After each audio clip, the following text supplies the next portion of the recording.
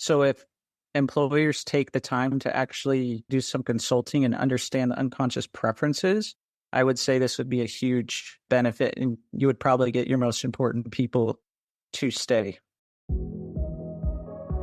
There are opportunities for our work and careers everywhere, if you know where to look. That's easier said than done, especially in our fast-paced and constantly changing world. Marianne Fairmouth is talking to experts, employers, and job seekers to bring you insight and understanding about what's possible. This is Career Can Do, where we're navigating the new work world. Welcome to the Career Can Do podcast, a top global podcast dedicated to helping you navigate the new work world. My name is Marianne Fairmouth, and I'll be your host for this episode. Today, I am just delighted to have a guest on our show that is a master trainer of the mind. Alex Morgan from Athens, Greece, is dedicated to helping people become the very best version of who they are. Interesting that Greece is the birthplace of Western civilization, but also has deep roots with famous philosophers such as Aristotle, Socrates, and Plato. Alex is doing some amazing things for people out there these days. He's tapping into areas that I think are really important. He's a certified professional hypnotist, and his latest book, The Transformative Power of Suggestion, teaches you how to tap into the creative part of your mind. So, after that incredibly long introduction, help me welcome Alex Morgan. Alex, say hello to everybody. Hello, everyone. Thanks so much for having me, Marianne. It's a pleasure. Well, we're just thrilled to have you here. You know, I've been to Greece. It's a wonderful place. I love the museum there. But tell our listeners out there how you got into what you do, and tell us a little bit about this great book. How I got into it, I was going through some of my own problems, and I needed to find something within myself to really motivate me and change the way that I think. Luckily, people around me, they recommended, hey, go to a training in hypnosis, really work with your mind, because when you put effort in your mind, I believe you won't have to put as much effort actually on the outside. So I went there to fix my own problems. I had some financial problems and relationships and things like that. So that's how I got into it, was to help myself. Well, that's wonderful. What a better trainer or a person to be aligned with than someone who's actually benefited from the process. So I think that's great. And I agree with you. So much of what we deal with, Alex, is really all subconscious and starts with our mind. It all starts with me, inside, not outside. It starts with the inside. And I think if we can get that in a better place, then I think the other benefits to the outside manifestations will follow. Do you agree? Yeah, I totally agree with that, because everything begins as a thought. The chair that I'm sitting in, at some point, they thought of this in their mind and created this. So everything around us was created by a thought, and then we get that good feeling attached to it, and we finally go for it. So this can apply to pretty much anything, and especially to what you talk about on this podcast. Yeah, because I think when we're in alignment with who we are and become our best selves, then we can make a greater contribution to the world around us, the work world, our personal world, like you mentioned, our relationships. So tell me about this book, The Transformative Power of Suggestion. How does it teach you how to tap into the creative and intuitive part of your mind, the unconscious mind? I mean, that sounds like an amazing endeavor. I have to read that book. I've looked at it. I mean, I did look at your reviews. They're good. But tell us a little bit about the book. It's my third book that I've written. It's all about the unconscious mind and how we can actually influence and persuade ourselves as well as others, so that we can essentially achieve whatever we want. So this book mostly touches on the language that we can use, so the way we can think and talk to ourselves to achieve certain things and command ourselves a certain amount of excellence to do that, and how to build rapport with others so we can help them do the same thing. And the one thing that it really teaches that's very, very important is we always want to do this to create a win-win situation. So we never want to manipulate or anything like that. We always want to make sure that we win and the other person wins, because that's how we get better relationships. repeat business, better jobs, whatever it is. Oh, I love that. Yeah. Because integrity is everything, being honest and having integrity is everything. And it's funny you're talking about this because I just got off the phone with somebody this morning that didn't have exact background for the job. But he said to my employer, he said, I can do this. Do I have everything you're looking for? No, I don't. But let me tell you what I do have. I have the dedication and determination to learn this and do it and be one of the best employees you've ever had. And I think that's what we call the power of suggestion, isn't it? The power of the mind. I think we can do whatever we set our mind to. My dad used to say that to me all the time. If you believe you can do it, you're going to do it. That's what we're talking about here. Is that what hypnosis does? I mean, I don't know that much about it. Yeah, hypnosis, a lot of people think of it as a certain state that we're in, that we have to be super relaxed or something like this. However, we can actually get into hypnosis just doing the dishes or everyday things. It's just when we have a heightened focus and awareness of the things around us. And this is what makes us more easily suggestible, is because of this heightened focus and awareness. And yes, you can build beliefs, and anyone looking for work or trying to expand their business, or even a company looking to hire, they need to hold certain beliefs within themselves to actually get the results that they want. So a company, for example, they might think, hey, we deserve to have an applicant, like you just mentioned, who's willing to take this risk because maybe they'll bring their whole book of business, or we are good enough to attract who we want. So if they hold these certain beliefs, they'll get much better results. Oh, I agree. And I think right now, too, this podcast is perfectly timed because, Alex, we have what we call an unprecedented talent shortage, which means we don't have enough people right now to fill the jobs that are available. But when that happens, we have to look at retooling. We have to look at different methods of solving the problem. And one of those is looking at transferable skills. But for a candidate to be successful in that, they have to be able to have that power of suggestion. They have to be able to believe they can do it. And more importantly, they have to even go further and communicate that. We talked about a lot of things in the Blue Room when we had our preliminary discussion here. We talked about all the stresses at work, all the different kinds of challenges and stresses post-COVID. So what are ways that you believe you can de-stress at work that you said you have some research on? Yeah, I think one of the main ways that we can de-stress, the first thing we need to do is we need to recognize when we're actually getting stressed. So the physiological response that we're having. Let's say someone at work is having a deadline and they notice their breathing speeding up and it's in their chest as opposed to slower and lower in their stomach. This is the perfect opportunity for them to breathe differently, change their breathing, or they could do something like autogenic training, which is a technique which we do have lots of research on. And so you can actually check that out just at scholar.google.com. There's plenty of research on autogenic training, and it's a way to just create different sensations from within the body that are not actually the stress. So you might create a warmth and heaviness in your hands, or you might create a calmness and coolness in your forehead or your stomach or something like this. So people have a strategy in their mind to be stressed in certain situations. However, we can actually change that to be relaxed or calm or peaceful or motivated in these situations instead, just with these little techniques that take, I'd say, 2 minutes or less per day. So this is more or less like a reprogramming of our mind to get results that are more beneficial. Now, are these things somehow related to so much of what we hear about today, to meditation, to yoga, to those kinds of things? Or is this totally different from that? You could see it as more of a meditation than yoga, because meditating, we're going within and maybe creating different thoughts or trying to create a sense of peace or calmness inside of us. Where this, you're actually creating what we would say are kinesthetic feelings. So it's our sense of feeling and touch and things like this inside the body. So it's similar. It's just more in a feelings-based way, I would say, that we're creating.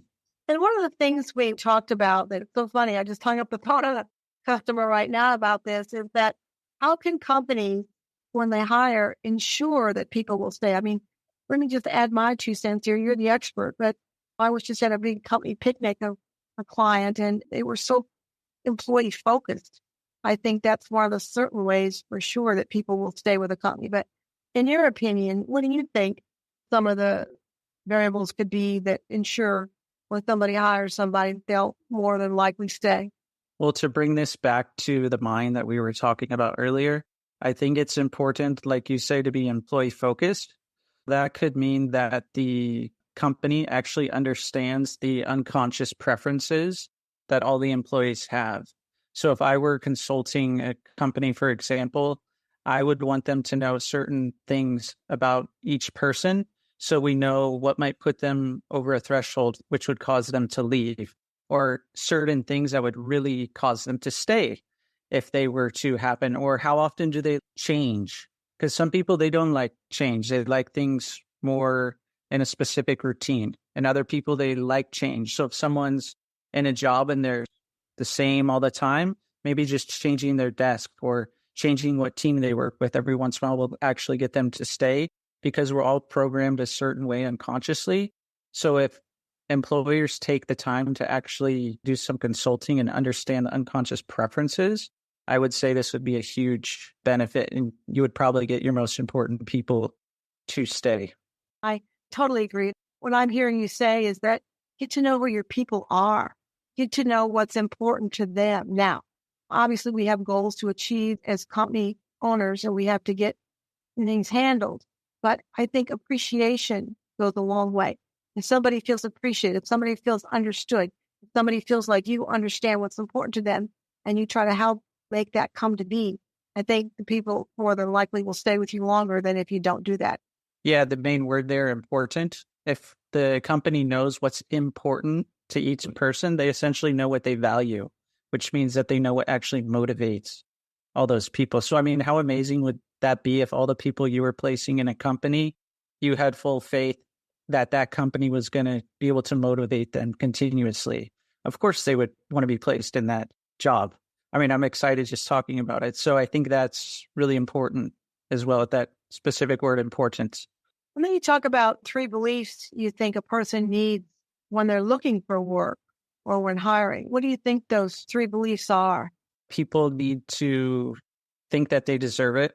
This is a huge belief, because the thing is we were all born limitless at one time.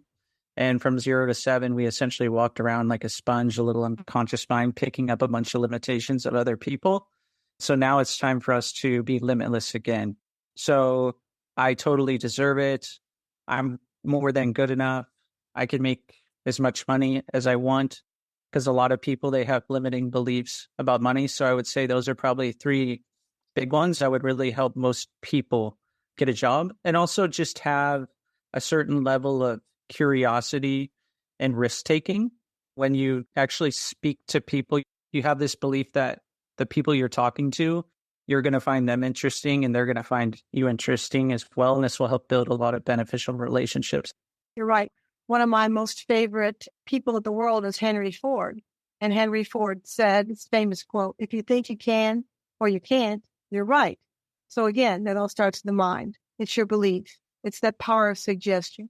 Correct me if I'm wrong. That's what I'm hearing you say. Actually, that exact quote I put up on one of my slides during the trainings I teach as well. So that was perfect that you brought that up. Great. So we talked about this in the Blue Room a little bit, Alex.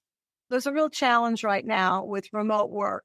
I think people during COVID got used to working from home. And then post-COVID, a lot of my employers anyway want them to go in to the office. So help me understand from your perspective what you think some of the benefits of remote work are. Because a lot of my clients, a lot of recruiters I talk to, a lot of professionals, there's an article too, Harvard Business Review, a Fast Company, Wall Street Journal, they all write about the benefits of being in the office.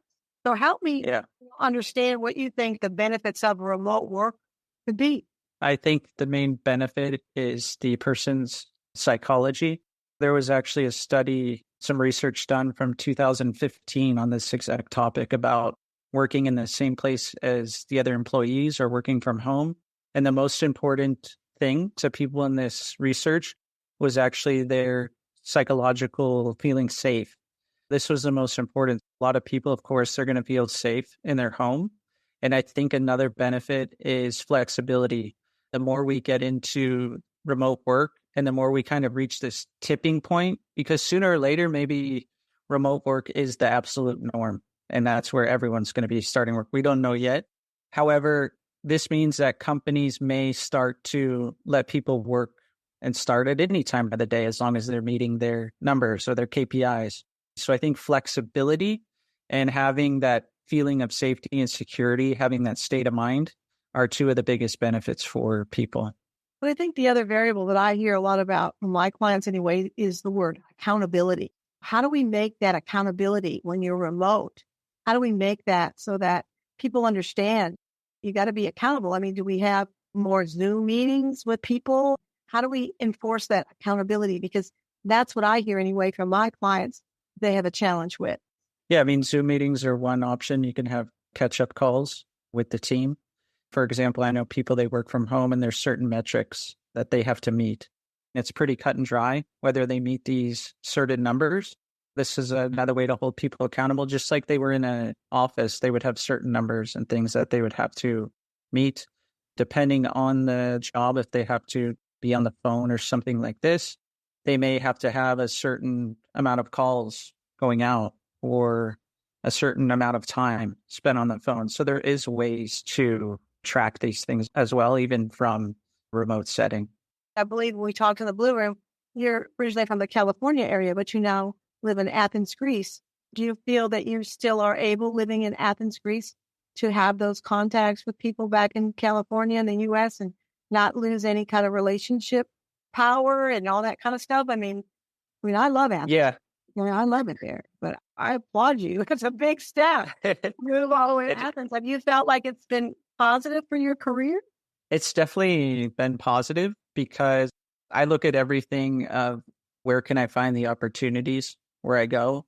So I was able to find some different opportunities here for me where I can still have contact with the States. I can work with local companies here as well as have clients from different parts of Europe and still in the US. So it works out to have contact with everyone. And it does make it easy with Zoom and other things and messaging apps and things like this. The only thing is California, for example, it's a 10-hour time difference. So it's not always ideal to speak to certain people. You figure it out, though, as you go. I've been here almost 3 years, so I have a pretty good grasp of it at this point. That's great. Something else we talked about, too, was you said experience doesn't always matter. Someone with 20 years of experience can have 1 year of experience repeated 20 times. What does that mean exactly? For me, if I'm looking to hire someone, experience matters up to a certain extent. Just because someone says they have 20 years of experience, how can we determine that they're using the latest methods or they're getting that continuous training? This is something from reading your book that you point out a lot with the new job market and things like this. People have to constantly change and adapt. Are they trying new methods or are they just doing the same thing over and over? I want people that are willing to take risks and be curious about new things. That's who I want to personally work with. This actually matters more to me than experience.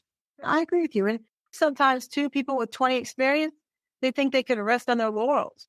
They go in and maybe they're not as determined as someone who's really got a passion for this job and they really want to do it and they're going to work harder as opposed to somebody with 20 years who's been there, done that. Here I am. Well, I think that's important. I have to counter that all the time, that opposition from clients. In fact, again, the person I talked to today, I sent them two people, one with a lot of experience, one not with very much, but both of them, but they have the pluses and the minuses. So tell me about your other two books. We talked a little bit about the transformative power of suggestion, but what about your other two books? My first book, it's called How to Let Go of Negative Emotions.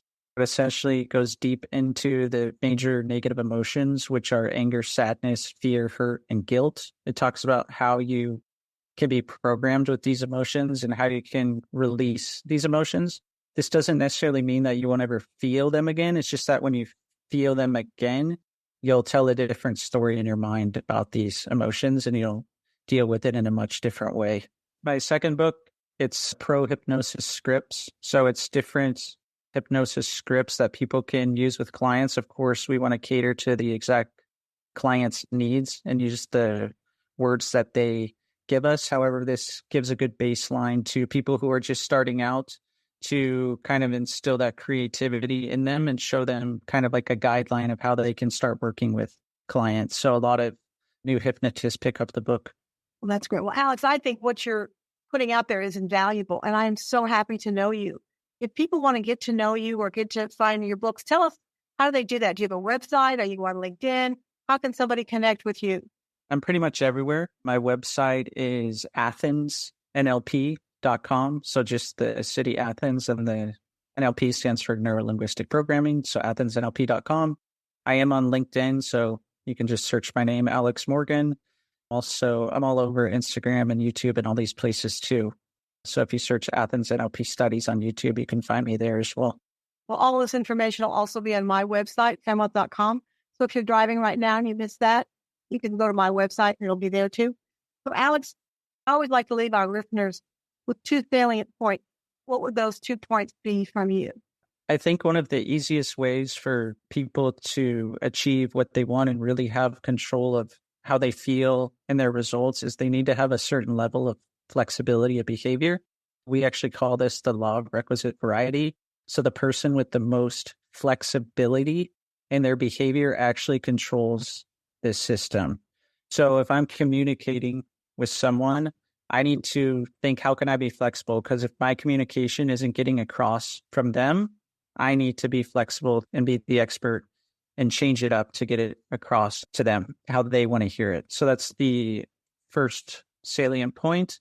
The second one, I think it's important for people as we're progressing and trying to get new results that we need to always ask for feedback. There's no failure. There's only feedback. I wasn't always the most open to feedback. Now I'm always asking for it. Like, hey, what can I do better? What did I do wrong? What do you think that can make this even better? So I think that asking for feedback and being open to it will really help you get what you want, especially for people going through an interview process. They need to know, what did they do wrong if they didn't get the job, or what can they do better to get the next one? Because when that dream job comes along, they're going to want to have all that feedback to get it. Right. Well, I think this is great. We're getting near the end here. And Alex, I am just so happy to know you. And I feel so privileged to have you on Career Can Do. We'll stay in touch. We thank you all for listening. This is Career Can Do. I'm Marianne Fairmouth. We'll see you all next time. Thank you so much, Alex. Great to know you. Thanks for having me. It's great to know you too. We thank you for tuning in to our Career Can Do podcast.